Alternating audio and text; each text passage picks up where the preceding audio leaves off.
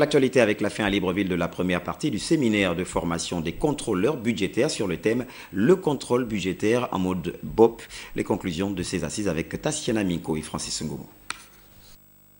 Ces contrôleurs budgétaires sont désormais initiés aux nouvelles techniques de vérification des dépenses et recettes en mode budgétisation par objectif de programme.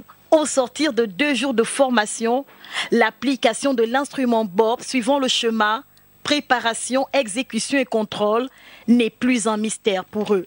Moi, en tant que nouveau contrôleur budgétaire, j'avoue qu'avec l'application du nouveau logiciel Vectis, qui nous permet de voir en synergie un peu les différentes modalités que nous avons de manière théorique, et là maintenant l'application nous permet d'aller en profondeur dans les différentes étapes.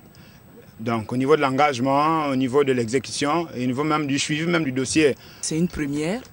Donc certains d'entre nous venons d'autres départements ministériels. Donc il va falloir qu'on se familiarise avec l'application et puis les différents éléments nous permettront d'apprécier la gestion comptable. C'est en janvier 2015 que le Gabon a élaboré son premier budget en mode BOP. Au regard des changements initiés par cette réforme budgétaire, la présente formation ouvre la porte à une série de séminaires sur l'application de cet instrument dans l'administration publique. Le premier processus, c'est la préparation d'un budget dans un ministère.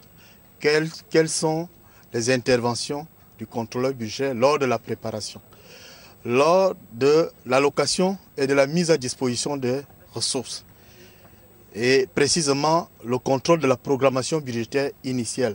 Après les contrôleurs budgétaires, la formation va s'étendre à d'autres acteurs de la dépense publique, parmi lesquels les responsables des programmes, les responsables des unités opérationnelles et bien d'autres.